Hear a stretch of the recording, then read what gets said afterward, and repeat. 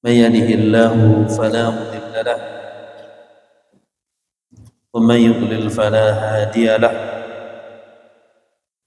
أشهد أن لا إله إلا الله وحده لا شريك له وأشهد أن محمدا عبده ورسوله. أما بعد. Alhamdulillah, puja dan puji serta syukur senantiasa tidak henti-hentinya kita panjatkan kepada Allah Subhanahu wa taala, yang mana alhamdulillah tentunya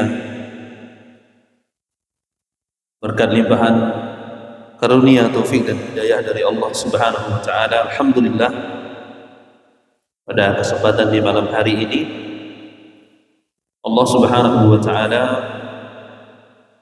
masih memberikan kesehatan kepada kita. Tentunya Allah Subhanahu wa taala masih meringankan langkah-langkah kaki kita, sehingga alhamdulillah pada kesempatan di malam hari ini kita masih bisa melanjutkan kajian rutin kita insyaallah taala.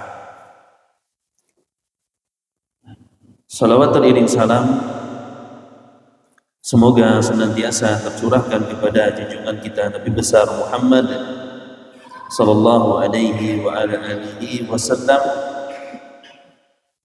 kepada keluarga beliau, para sahabatnya, hingga orang-orang yang mencintai sunnah beliau hingga akhir zaman. Ikhwan fiddin rahimani wa rahimakumullah.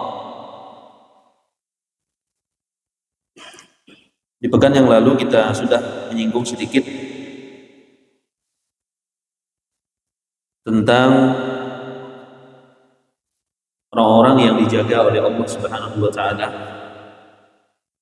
Jadi bentuk-bentuk penjagaan Allah Subhanahu wa taala kepada hamba-hambanya bentuknya banyak sekali. Kemarin disebutkan di sini, fa idza tawallaka Allah bi ri'ayatihi wa bi taufiqihi wa hidayatihi fid dunya wal akhirah.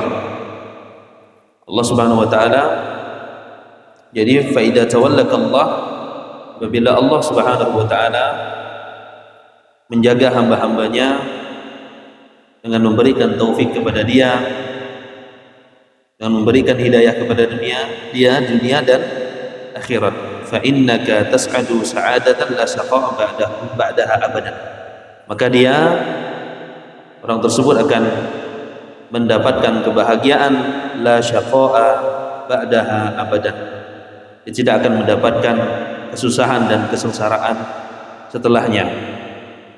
Kemudian di sini kemarin juga fid dunya yatawallaka bil hidayati wa taufiqi wa sayri ala manhaji as-salim. Jadi di dunia itu di antara bentuk penjagaan Allah Subhanahu wa taala, di antara bentuk penjagaan Allah Subhanahu wa taala di dunia yaitu bil hidayah, dengan memberikan apa? Hidayah kepada seorang hamba. Sebagaimana yang kita ketahui bahwasanya hidayah itu dibagi menjadi dua, Pak. Hidayah itu dibagi menjadi dua. Yang pertama disebut dengan hidayatul taufik, yang kedua disebut dengan hidayatul irsyad. Hidayatul taufik itu yang menggerakkan hati manusia agar manusia tersebut menerima, agar manusia tersebut mengamalkan. Maka itu disebut dengan hidayatul taufik, dan ini hak prerogatif dari Allah Subhanahu wa taala.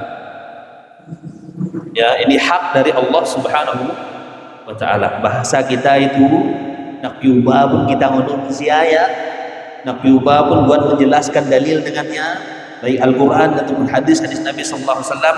Kalau seandainya Allah Subhanahu wa taala belum memberikan hidayah kepada hatinya, maka demi Allah dia tidak akan mengamalkannya. Ya, walaupun orang tersebut adalah orang yang paling dekat dengan Rasulullah SAW, seperti pamannya Abu Thalib. Yang kedua, hidayah itu ada hidayah al-irsyad, hidayatul irsyad, yaitu hidayah petunjuk, menjelaskan. Nah, ini bisa dilakukan oleh para nabi, kemudian Para ustadz juga bisa menjelaskan kepada manusia, ya, hidayatul irsyad, memberikan petunjuk kepada mereka. Ikhwan fiddin rahimani rahimakumullah. Kita lanjutkan. Berkata penulis rahimahullah taala, kata beliau, qala wa an yaj'alaka mubarakan aina ma kunta. Disebutkan oleh penulis rahimahullah taala, wa an yaj'alaka mubarakan aina ma kunta, dan menjadikan kamu berkah dimanapun kamu berada. Menjadikan kamu berkah dimanapun kamu berada. Baik, insyaallah pada malam hari ini kita akan menyinggung sedikit masalah tata cara ngalap berkah. Tata cara ngalap berkah, ngambil berkah dari sesuatu begitu. Baik.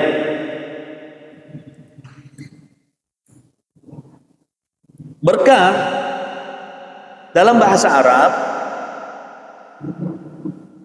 itu kembali kepada dua makna. Kalau dikatakan berkah ditinjau dari segi bahasa Arabnya itu, maka dia kembali kepada dua makna. Yang pertama, maknanya bertambah, itu dikatakan berkah. Kalau bona dikatakan berkah, berarti dia bertambah dan bertambah, berarti ada keberkahan di situ. Yang kedua, maknanya adalah menetap. Jadi bonanya tidak losi. Bonanya tidak losi. Ini kalau ditinjau dari segi bahasa. Ya, ditinjau dari segi bahasa artinya bertambah dan apa? Dan menetap. Baik, ikhwan fiddin rahimani wa rahimakumullah.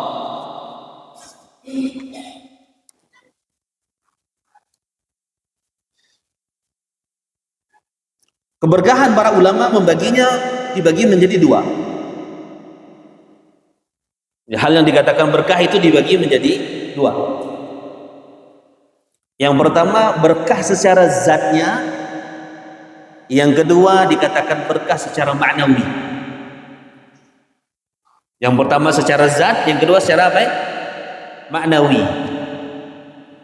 Sekilas begini dia. Kalau secara zat itu memang bonanya diberkahi oleh Allah Subhanahu wa taala. Memang gigi ya diberkahi oleh Allah Subhanahu wa taala. Contohnya apa ya? Air Zam-Zam. Kemudian apa? Zaitun. Kemudian apa? Madu. Ini adalah benda-benda yang memang sudah Allah sebutkan di dalam Al-Qur'an ataupun di dalam hadis-hadis Nabi sallallahu alaihi wasallam kalau barang tersebut memang berkah. Itu secara zatnya begitu. Yang kedua secara maknawi. Apa contohnya? Contohnya Allah Subhanahu wa taala menyebut bulan Ramadan itu sebagai bulan yang diberkahi.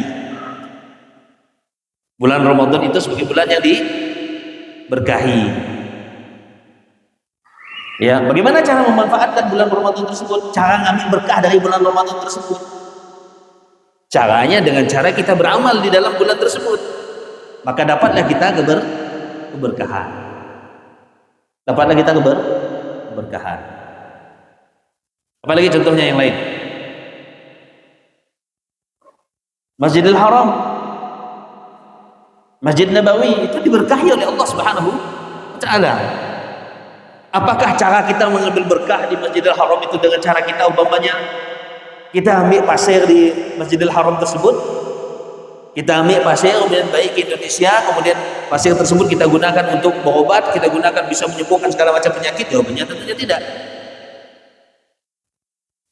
Karena itu berkah secara maknawi, bukan berkah secara zat.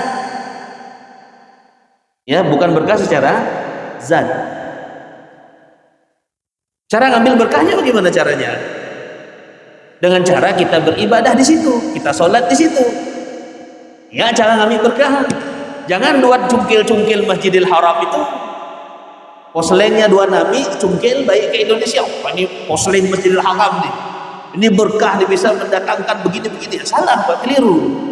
Kenapa? Karena Masjidil Haram, Masjid Nabawi, Masjidil Aqsa itu berkah secara apa ya? secara maknawi. Duan kalau nak ngambil berkah di Masjidil Haram, mau ambil berkah di Masjid Nabawi atau mau ambil berkah di Masjid Aqsa dengan cara ibadah di dalam situ. Nah, ini terjadi banyak kesalahan kaum muslimin, Pak. Ya. Bahkan mungkin ada yang ngambil apa nama kalau pulang dari Mekah itu, ngambil pasirnya dia. Pergi ada pasir, kami pun tidak tahu kita kan di jak. Ya, ada pasir aja. Kondisi, kau pernah poslengnya mencungkil kan. Baik ke Indonesia, ya. Nah itu berkah secara apa? Secara maknawi.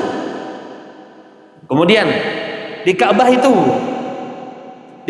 ada apa? Ada batu Hajar Aswad. Ada batu Hajar Aswad. Bagaimana cara ngambil berkah di batu Hajar Aswad tersebut? Apakah kita oles-oles batu tersebut terus ya kita oles ke jari kita? Wah ini keberkahan begitu? Jawabannya enggak, Pak. Caranya apa?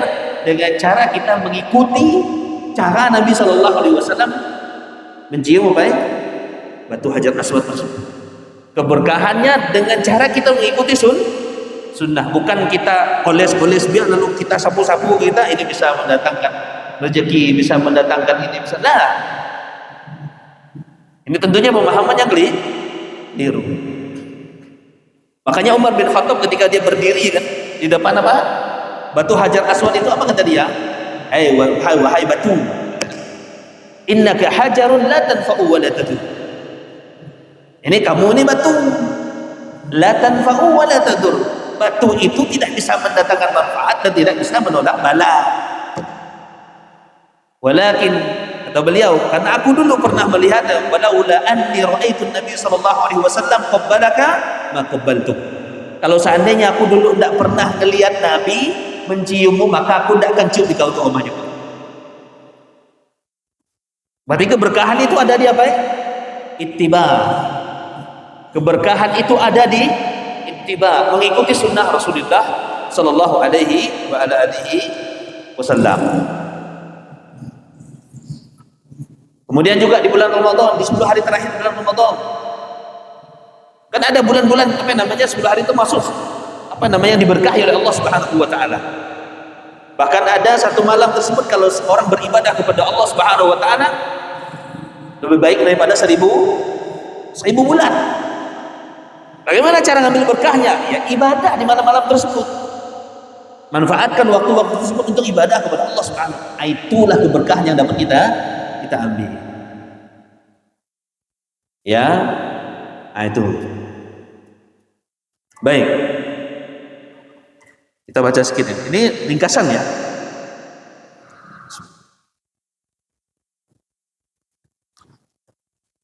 Jadi keberkahan itu dibagi menjadi 2. Ya, jangan sampai duan bapak datang gidun, ada kubur yang dikeramatkan, kemudian tanah kuburnya dibaik. Ya, dibawa ke Indonesia dan dijual. Ada itu, Pak. Buka Shopee kalau tidak percaya. Buka Shopee. Tanah kuburan yang diberkahi. Itu ada dijual, Pak. Bahkan kalau tidak salah bopai enggak buka. Ada yang pernah buka enggak? Buka aja, mereka mau lihat. Ya. Baik.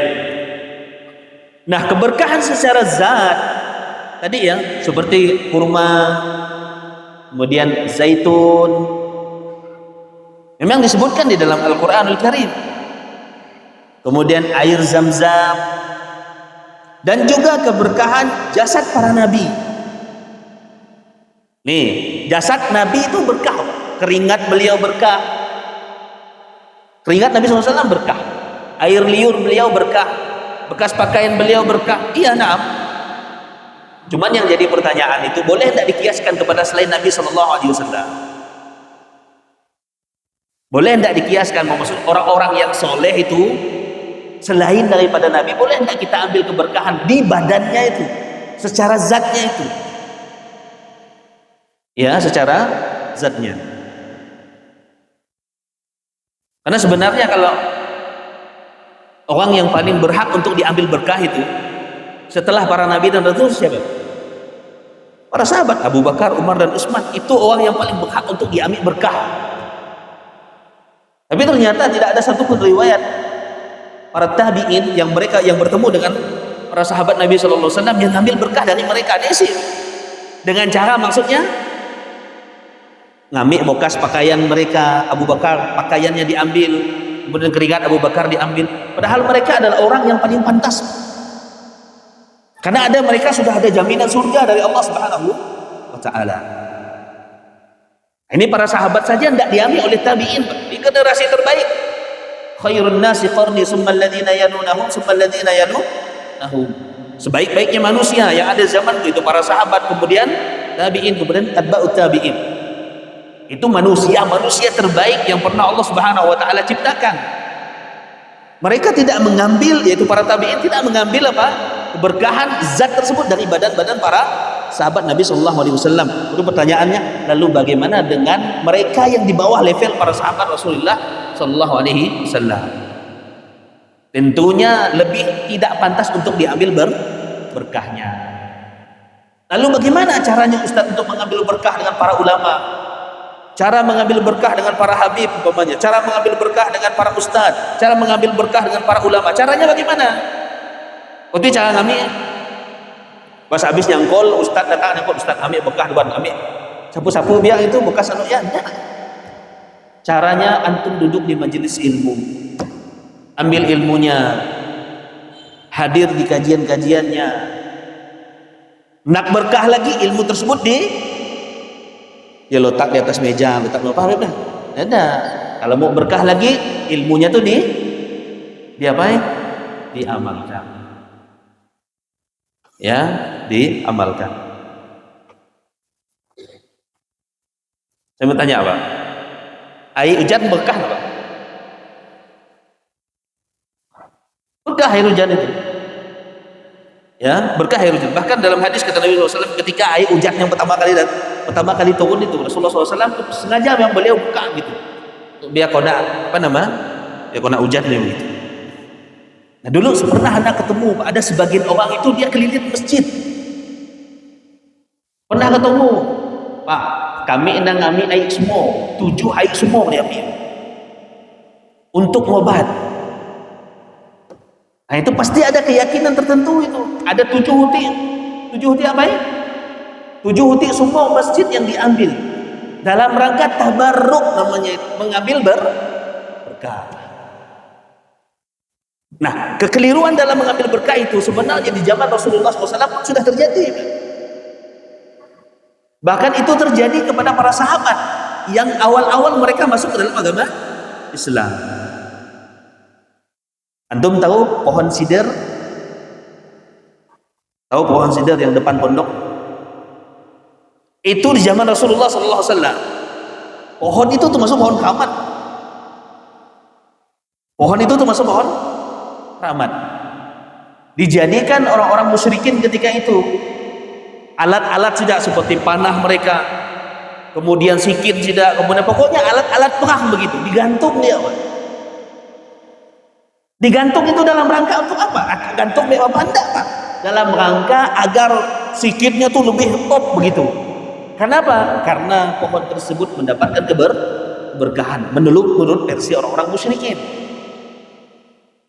Makanya para sahabat itu ketika lewat maror Nabi Sidr, ketika melewati pohon tersebut, mereka menyebutkan kepada Nabi SAW, ija'alana data anwat. Tidak nyebutnya data anwat, ija'alana data anwat kama lahum data anwat. Ya Rasulullah, jadikanlah untuk kami itu pohon itu yang ada bekah yang bisa kami gantung, mau kami lihat begitu. Sebagaimana orang-orang musyrikin itu mereka menggantungkan pedang-pedang mereka menggantungkan panah-panah mereka agar mendapatkan kekuatan begitu. Kemudian Nabi SAW kan lewat ketika itu. Ya, Rasulullah SAW ketika itu langsung itu levelnya para sahabat Pak. Dulu ketika awal-awal mereka masuk ke dalam agama Islam. Jadi sempat minta juga dengan Nabi SAW agar menjadikan pohon tersebut pohon yang berkah. Kiat nang macam-macam kata Nabi SAW. Jangan seperti orang-orang musyrikin yang mengambil keberkahan yang tidak sesuai dengan apa yang diturunkan oleh Allah Subhanahu wa taala.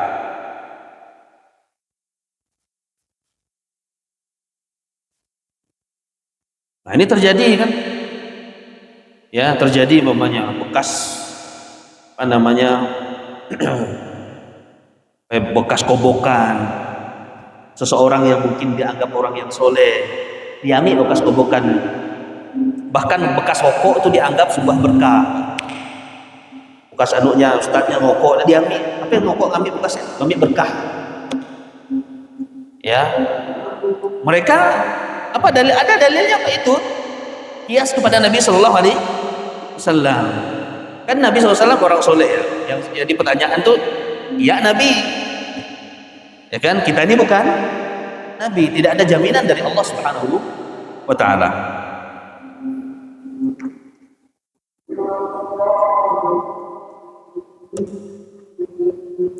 Nah, maka ini diraih dengan cara mengusapnya. Tadi itu, yang zat, secara zat keberkahan secara zat itu cara kita ngambil dengan cara kita usap. Boleh kita usap, madu mungkin kita usap atau apa ya begitu, tidak masalah. Kemudian dengan cara memakainya atau dengan cara meminumnya, itu cara ngambil berkah seperti itu. Cuman memang hal-hal yang disebutkan di dalam hadis ataupun dalam Al-Quran, kalau itu adalah hal yang berkah secara zatnya, kita tidak boleh meyakini sesuatu itu diberkahi oleh Allah Subhanahu wa Ta'ala kecuali dengan dalil, baik disebutkan dari Al-Quran ataupun hadis Nabi Shallallahu Alaihi Wasallam. Nah, adapun keberkahan secara maknawi seperti keberkahan tanah suci tadi, Mekah dan Madinah serta Masjidil Aqsa, maka keberkahan diraih bukan dengan cara mengambil pasir dan tanah di tempat-tempat tersebut, akan tetapi dengan banyak beribadah di tempat-tempat tersebut, sebagaimana kita singgung tadi ini.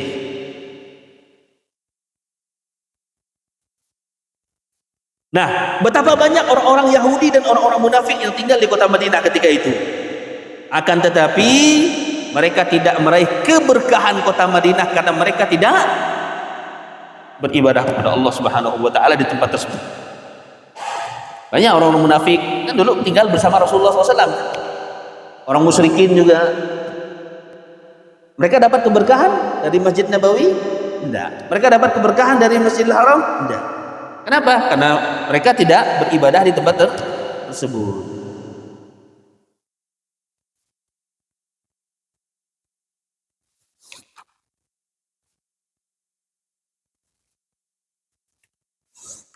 Jam mobile dah bunyi.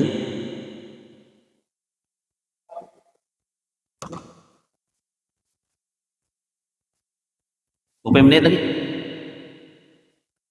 13 menit lagi. Sekali ngelobus 13 menit habis. Baik, ikhwan fillah rahimani wa rahimakumullah. Ini secara umum ya. Jadi berkah secara umum seperti itu.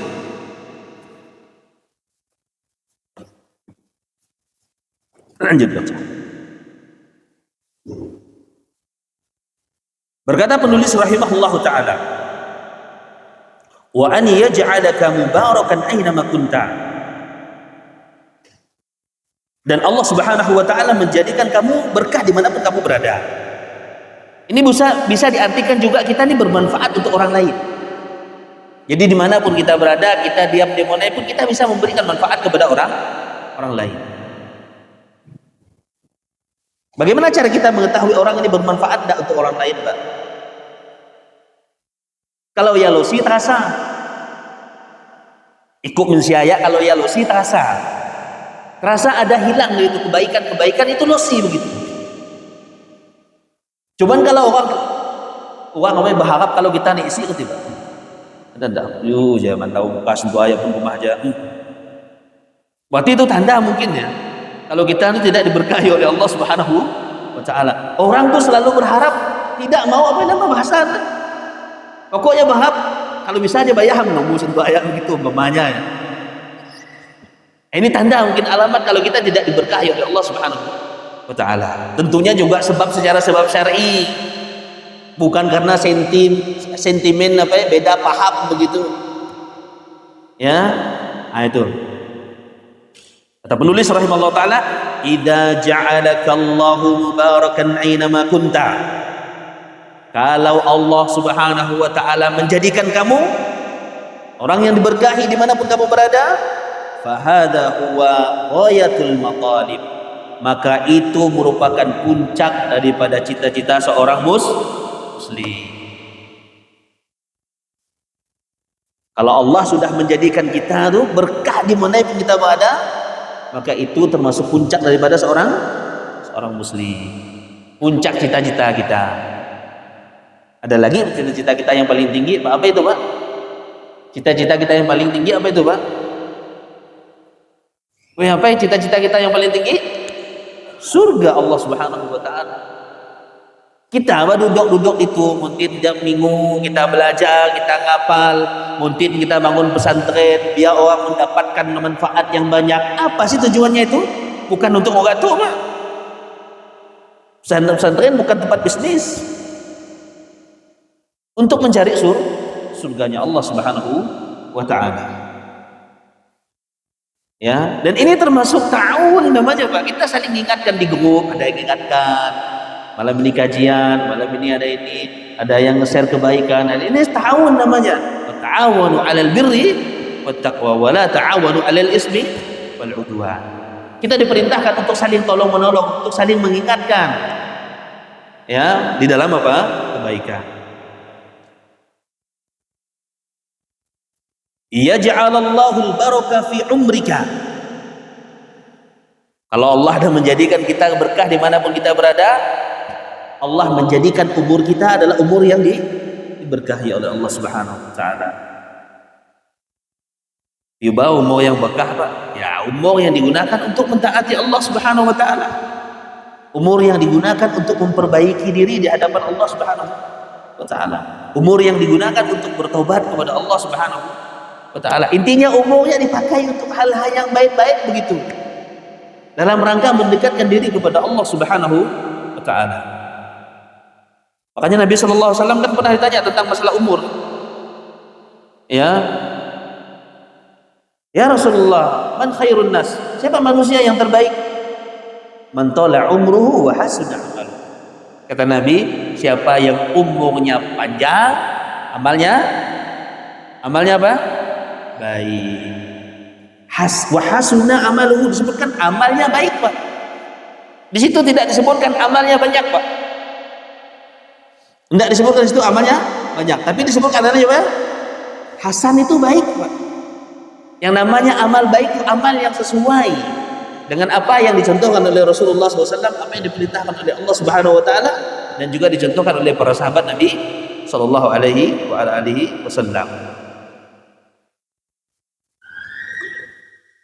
Makanya disebutkan oleh para ulama itu ketika menafsirkan ayat tabarakalladzi biyadihil mulk wa huwa ala kulli syai'in qadir alladzi khalaqal mauta wal hayat liyabluwakum ayyukum ahsanu amala.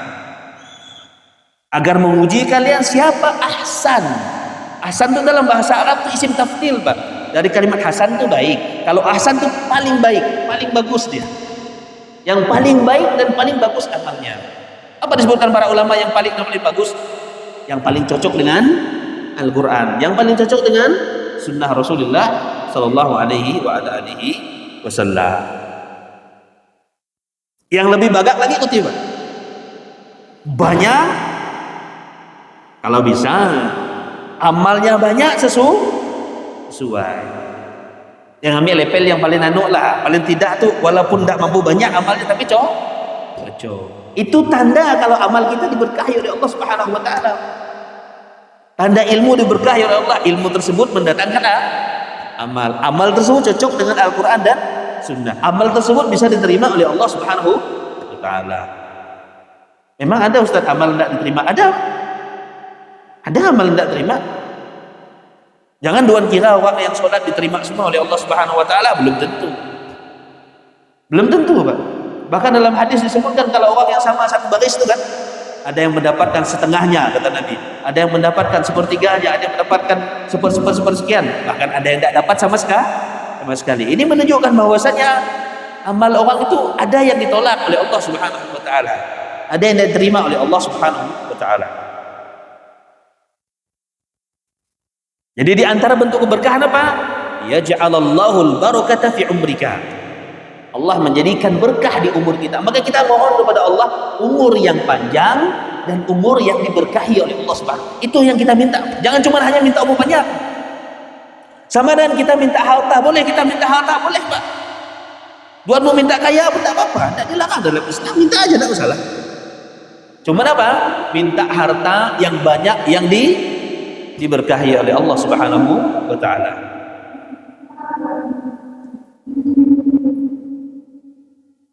Bismillah. Menit. Wa yaj'al al-barakata fi rizqika. Kata beliau ni, wa yaj'al barakah ya, wa yaj'al al-barakah fi rizqika, dan menjadikan berkah di rezeki kita. Rezeki yang diberkahi oleh Allah Subhanahu wa taala. Jadi rezekinya walaupun tidak banyak tapi diberkahi. Yang paling banyak yang mana Pak? Banyak diberkahi, itu yang kita minta kan, betul. Ya. Hartanya banyak begitu tapi diberkahi oleh Allah Subhanahu wa taala. Ini masalah rezeki ini malah luar biasa Pak. Masalah yang diwanti-wanti oleh Rasulullah SAW. Kata Nabi SAW, la ya'tiyanna zamanun la yubali al-mar'u bima akhadha al-mal. Akan datang nanti suatu zaman manusia sudah tidak peduli lagi dari mana dia mendapatkan harta dan duitnya itu. Baik itu dengan cara yang halal ataupun dengan cara yang haram. Di antara rezeki yang diberkahi oleh Allah Subhanahu wa taala, rezeki yang didapatkan dengan cara yang halal. Ya, maka kita mohon kepada Allah diberikan rezeki yang banyak dan halal. Itu aja, tak apa. Ya Allah berikan rezeki. Tapi kalau kita nak angkat haji, kalau nasi duit putih, ibadah kan perlu apa? Sebagian, tidak semua ibadah. Sebagian ibadah, betul tidak? Sebagian ibadah itu perlu yang namanya duit. Contoh haji. Haji kalau buat nasi duitnya tidak bakal haji kita. Makanya disebutkan man istata ilaihi sabil, kan? Bagi orang yang mampu, maksudnya mampu memang punya duit. Jadi Islam itu sebenarnya ajakan kita tuh biar lo mau biar ada. Ya, bekerja saja untuk dunia kita, tapi jangan sampai lupa untuk akhirat. Biar ya umus ini sih dikidah kita ngogak duit banyak-banyak dari kidah. Cuman kan nanti hisapnya banyak maksudnya. Ya, betul. Ya kalau kona apa baik? Kalau merasa aman dari fitnah yang namanya apa? Harta. Kalau hartanya banyak, kemudian kita mendapatkan dengan cara yang halal, kita gunakan untuk sesuatu yang diridhoi oleh Allah Subhanahu wa taala, tidak masalah. Cuma nanti hisabnya agak panjang sedikit Ustaz, ya tidak apa-apa lah. Siap bre. Ya. Kemudian wa yaj'alul barakata fi ilmika, dan menjadikan berkah ilmu kita diberkahi oleh Allah Subhanahu wa taala. Jadi ilmu itu ada orang yang pandai ngapal, Pak. Ngapal. Tapi suruh jelas ke panganan mana ya? Tidak mana ya? Bahkan ilmu tersebut tidak diamalkan dia. Itu diantara juga tanda ilmu yang diberkahi oleh Allah Subhanahu wa taala. Antum lihat tulisan para ulama, tulisan kitab-kitab sini apa? Ada yang tulis kecil sekali kitabnya, kutaib gitu, tapi manfaatnya luar biasa. Antum tahu kitab Imam Nawawi, kitab Riyadhus Shalihin? Antum baca itu kitab Riyadhus Shalihin, subhanallah itu. Sampai saat itu lagi ada kita bisa menikmati. Kita ketemu dengan Imam Nawawi enggak ketemu. Ini sih kita ketemu dengan Imam Nawawi, tapi karena ilmunya diberkahi oleh Allah Subhanahu wa taala, umurnya diberkahi oleh Allah. Imam Nawawi umurnya berapa ya, Pak? Pendek umur beliau kan? Cuman berapa kalau tidak salah umur beliau? Pak, saya 40 atau berapa begitu. Imam Nawawi rahimahullah taala. Bahkan beliau salah satu ulama yang tidak sempat menikah karena kesibukan beliau dengan apa? Dengan ilmu. Tapi nama beliau sampai saat itu dikenal. Ya, nama beliau sampai saat ini dikenal.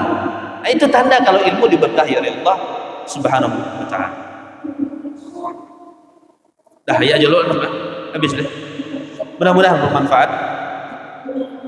Ya walaupun cuma 35 menit tapi rutin. Ya, sikit-sikit tapi rutin itu lebih dicintai oleh Allah Subhanahu wa taala daripada banyak habisnya terputus. Yang bagak lagi banyak-banyak tapi rutin. Kan kita akan ngambil standar bawah lo nak banding ngambil banyak kita deh. Ngambil yang biasa-biasa aja dulu. Yang penting apa? Rutin. Barakallahu fikum. Semoga bermanfaat. Kita tutup dengan doa kafaratul majlis. Subhanakallahumma bihamdika asyhadu an la ilaha illa anta astaghfiruka wa atubu ilaik. Assalamualaikum warahmatullahi wabarakatuh.